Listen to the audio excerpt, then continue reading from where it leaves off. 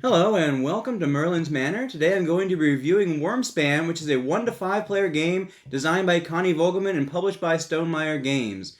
And this game builds on the foundation of Wingspan, which is another Stonemaier game, but it does stand on its own with some added mechanisms, elements that are changed up, and even the dropping of the dice rolling element from Wingspan to a simple get the resource that you want. While I'm not going to be doing a direct comparison to Wingspan like I have done in some of my Versus videos, I will make some mentions of the differences along the way so that people who are already familiar with Wingspan can see how this game is similar and how it is different. As always, I want to start with a brief gameplay overview. Okay, in Wyrmspan, you're taking one of 3 actions on your turn and you spend a coin to do an action, and you'll start out with 6 coins, and there are ways that you can get more throughout the game. And the actions you can take are you can excavate a cave, you can entice a dragon, or you can explore one of the 3 cave systems by using your little explorer. He's going to go across there and gain benefits as he does. When you excavate a cave, you're going to put a coin on there, and you're going to take one of these cards, and this first column here is already excavated, and so you put it on the next leftmost one that you want to on any of these to then excavate that cave that you can later then put a dragon there. And when you play that card, you'll get the when played ability that's listed on the card. Now to entice a dragon, you'll pay a coin on the entice space, and then you'll play a dragon into an excavated cave that matches the cave listed here, which can be either crimson or gold. You cannot go into the amethyst cave. And then you'll pay the resources, in this case, 2 meat and 1 gold that are listed right there. And finally, you can choose to explore, which means you can go from here. You'll gain the benefit there. If there is a when played, you'd gain it on there. And you can keep going until you reach a stop sign here, which those get covered up by dragon cards throughout the game. So if we had another dragon card right here, we could then keep going until we got to this next one there. Now, the Explore action has a variable cost to it. The first time you are going to pay 1 coin, and then the second time you'll have to pay a coin and an egg from one of your dragons or the stored eggs here. And so let's say you had that, you could do it a second time, and the third time is going to cost a coin and 2 eggs. And that resets at the end of each round. Now, in addition to dragons that have exploration powers, you have some that will be end round powers, some end game powers, and some when played powers. You also have hatchlings, which have ongoing abilities for when you explore, and they gain you an added benefit that when you cash a resource or tuck a card, and a one-time benefit when you have cashed or tucked 3 things on the card. You'll also be moving up on the Dragon Guild, claiming all of the bonuses that you move through and the spaces that you land on. And when you land on one of these brown spaces or move through it, you'll get to claim one of these abilities, including some powerful victory points for the end of the game. In the end, you will score points for dragons as listed on the card, endgame dragon powers, points on the Dragon Guild, cash resources, card tucks, eggs, round goals, and leftover resources, cards, and coins, and the player with the most points wins. Now, this is a very basic overview. If you want a more detailed how to play, I will link my how to play and playthrough of the solo mode at the end of this video, which while going over the solo mode also goes over how to play in any mode. Okay, let's start off the review by talking about the art and components. As always, Stonemaier Games knocks things out of the park with the components. Now, I do recommend getting the upgraded components because the metal coins are really nice, and upgrading to the wooden pieces as well over the cardboard resources is also an improvement. So I recommend that upgrade. Now, the cards are the typical high-quality linen cards that we have come to expect from Stonemaier Games. The rule books also have that nice linen finish to them, so when you feel it, it kind of has that feel to them. The cave cards are a little harder to shuffle than most cards I have to deal with. They have a similar shape and feel as the cards in Race to the Raft with the square cards there, but they don't have the give to them that makes the Race to the Raft ones easier to shuffle. Plus, it can be easy to get them turned sideways, and then they'll be absolutely terrible to shuffle if that happens. So keep that in mind, that you want to be careful about how those cards lay, and they might be a little harder to shuffle. Now, the eggs are really nice. I actually like the eggs for this game better than the Wingspan eggs, which is saying something because the Wingspan eggs are really nice as well. And you can see right there, I don't tip it up too much there. The game also comes with nice resource trays, although I think it needs some more than just these 2. And so I quickly added some storage solution of my own. Now the art is a mixed bag for me. I like the dragons on the cards. The artwork looks really nice. I'm not a fan of the random kind of pencil markings that you're going to see on a lot of the components down here at the bottom. You see on these right here, they have these random pencil markings. I really like the sketches that they have on there, just not the random markings in places. And so I don't understand what why that was chosen there. It looks a little out of place to me. Now I always preferred also the way that the Wingspan cards were formatted with the color bands for the various powers instead of just an icon to differentiate. Maybe I'm spoiled by Wingspan making it obvious at a glance as to what kind of power is represented by each card by the color coding: yellow for endgame, brown for activation, blue for end round, so on and so forth.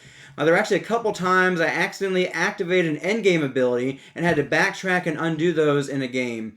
And sometimes when I thought I was about to get a when played ability and then realized I was actually about to play a dragon that had a when activated ability instead, it just isn't as obvious as in Wingspan with the color coding instead of just the symbology. And I wish they'd kept that color coding in this game for an additional way to set the various ability types apart from each other. Now, just to be clear, the symbology is easy to understand. It's just that the different ability types don't stand out like they do in Wingspan. This also makes looking for end of round abilities and end of game abilities a little harder and slower as you try to activate them all, and it can be easier to miss a power. Beyond that, the boards make things very clear to know what you need to do, along with helpful reminders, so that once you learn the game, you ought to be able to jump back in and play later without needing much of a refresher outside of what you find displayed on the board.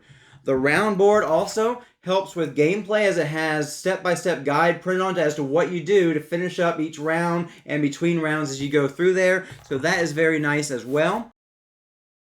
Let's go ahead and get into the ease of play. The game is a step up in complexity from Wingspan, but not a huge step up in complexity. Just like in Wingspan, you have the simplicity of a few actions that you can choose to do on your turn. Either excavate, entice, or explore, and it's simple to see what you need to do in order to perform those actions between icons on the cards and on the boards. The most complicated action perhaps being that final excavation in each row, allowing you to spend 3 items out of resources and cards combined to get 1 extra coin. And keep in mind, you can only do this once. I've known some have gotten the impression that you can do up to 3 coins each time, but that's not true. And you only do it 1 time. Now, while Wyrmspan adds the Dragon Guild and hatchlings, they are not that complicated to figure out. If you have already learned to play Wingspan, this game is not going to add too many extra rules. It also simplifies things a little in getting rid of the dice mechanism and just allowing you to take a resource. No more figuring out when you can re-roll the bird feeder, which some have found a little complicated. Overall, I would not find this game too complex to learn, even if you don't already have the foundation of how Wingspan plays. Now let's get into the gameplay review. Wingspan is one of my favorite games, and now so is Wyrmspan. There are similarities, but at the same time enough differences to warrant having both games in a collection. I would say Wyrmspan adds some extra depth of strategy with the Dragon Guild as well as the hatchlings. It also adds a great feel of comboing that you do not get in Wingspan. You can excavate a cave, which will allow you to go up on the dragon track, which will trigger a bonus allowing you to play a dragon from your hand, which has a when played power that allows you to do something else. These combo-tastic turns can be really satisfying when they happen. I also like that you can, while you start with 6 turns, you can find ways to get extra turns through dragons, excavating, the Dragon Guild, and paying resources when excavating the final cave spot on each column. There is a bit of a decision space involved in how much you are going to focus on getting those extra turns versus other things that may utilize resources more effectively than even getting an extra turn would, though often getting that extra turn is worth it. The decision as to how much you are going to focus on advancing the Dragon Guild track versus other ways to get benefits and points is also an interesting decision space. Which cave cards you want can be very dependent on what you need in the moment, and I find they can fill in some weaker points in your engine nicely. Don't have many dragons in the row that gives dragon card draws, or don't have an engine worth running there? Then cave cards that give you dragon cards could be good. Having trouble getting eggs? Then maybe focus on the cards that give you eggs. Need resources? Then grab that cave card that gives resources that you need. Want an extra turn to get one more dragon out this round? Use the one that gives a coin. Have what you need right now? Then grab the one that helps you advance on the Dragon Guild. Have extra dragon cards. There's a cave card where you can spend up to 3 cards to go up on the Dragon Guild 3 times. What you chase after is going to change up so much from game to game based on what you need in the moment. I also like how the dragon cards can take you down so many different strategies. Some boost your cave exploring engines, while others give you endgame points based on different things you get played on your board, which can guide what dragon cards you go after quite a bit as you seek to maximize the value of those game abilities on your dragons. The hatchlings give you a goal to focus on achieving by either getting 3 resources cached or 3 cards tucked, as well as ongoing explore abilities that is more powerful than other explore abilities, because they give you a point plus a resource each time you perform that ability. I like the chance-related cards better in Wyrmspan than in Wingspan. In Wingspan, you had cards that required you to look at the top of the deck, and if it met the criteria, you tucked it for a point. And cards that you roll dice, and if something came up, you get a point or a resource. In Wyrmspan, you have cards that you look at the top of the top card of the deck, and you always get to get something out of that. It will say something like, if the card is a large dragon, tuck it. If not, gain a meat. Now, you may not get what you are hoping for in that moment. There were times early game where I really needed that resource, and I got the tuck, and late game where I just wanted the point, and I got the resource. But it is still more satisfying to get something, even if it wasn't what you were hoping for in the moment. Resources and eggs are a little harder to come by in Wyrmspan, so in order to be efficient, you have to give a little extra mind to how you're collecting resources and eggs. I would say you can especially play in such a way that you lock yourself out from being able to do things that require eggs from poor planning combined with a lack of the right cards coming up. It is nice that you get the specific resource that you want when exploring the Crimson Cave rather than having to rely upon the right things being in the dice tray. Just like in Wingspan, you are mainly going to be focusing on your own board and scoring points that way while trying to grab cards that you want before others do. Wyrmspan does have 2 sets of cards to focus on, so even if someone takes the dragon that you were thinking about grabbing, there may also be a good cave card you were thinking about grabbing, so you choose to grab that instead if another good dragon for you doesn't come out immediately. Wyrmspan also has end-of-round goals that you are going to be competing for, and adds a new player interaction with the Dragon Guild as you claim bonuses, either a powerful action or a victory every time you get to one of these 2 brown spaces here, giving you the motivation to increase on that track faster than your opponents. The gameplay is simple, yet with great space for strategy with multiple paths to victory that feel pretty well balanced. And the key to victory is going to be striving to find synergies which will springboard you to victory. Now I'm going to talk about the solo mode gameplay for a moment. The solo Otama is very simple to run, simpler than the Wingspan solo, which I would describe as a medium complexity Otama. This is a very easy complexity Otama to run. It utilizes a deck of cards and basically moves forward on the guild track based on what the card says, and when it crosses one of the 2 brown spaces, it will gain a couple of benefits based on the card. It will also compete for end-of-round goals in a similar way to Wingspan by adding and subtracting coins to the goal based on the cards, and then adding that to a base number based on the round. The Otama will also reset the dragon cards occasionally, which keeps things fresh, as well as provides motivation to grab that dragon card you want before it resets, or potentially grabs it with its own brown space action. The Otama scores 7 to 8 points per dragon card, depending on difficulty. 2 points per cave card, points for public objectives, points per square it's past that last brown space, and Ravel mode, points for the Dragon Guild spaces that have non-variable points. There are 3 difficulty levels and 2 different modes of play, though you might think of this as 6 difficulty levels. I did not see much difference between the standard mode and the Ravel mode, other than standard mode being easier looking, and so I only played the Ravel mode so far. Basically, Ravel mode is going to move the Otama more based on your board state than standard mode does, and adds an extra scoring ability for the Otama, though hard mode on standard does add an extra point per dragon. I found the level 2 Ravel mode Otama to be very competitive so far, and if I get good at the game, I'll move on to level 3, and I'm sure that'll offer a challenge for me. Now let's talk about replayability. Just like its predecessor, Wyrmspan offers quite a bit of replayability in the form of a large deck of cards with different abilities and point values and resource requirements, which provide a lot of variability. Combine that with the cave cards that will come up at different times, and the fact that how valuable a cave card is will vary depending on the situation, and there's even more variability at that point. There are a handful of end-round goals which will change your focus a bit each game, as you're going to want to compete for and win at least some of those goals. There are quite a few cards that work well together and provide synergies and combos that you're going to want to work towards finding and utilizing as full as you can. There are also 4 Dragon Guilds, which all give different benefits. I believe the game will provide quite a bit of replayability based on the variability found in the Dragon cards, the Cave cards, the Round Goals, and the Dragon Guilds. Now let's talk about theme for a moment. I enjoy the dragon theme, and Connie has built a world around these dragons, including a book filled with information about all these different dragons that will help you to fully immerse you into this world that she has created.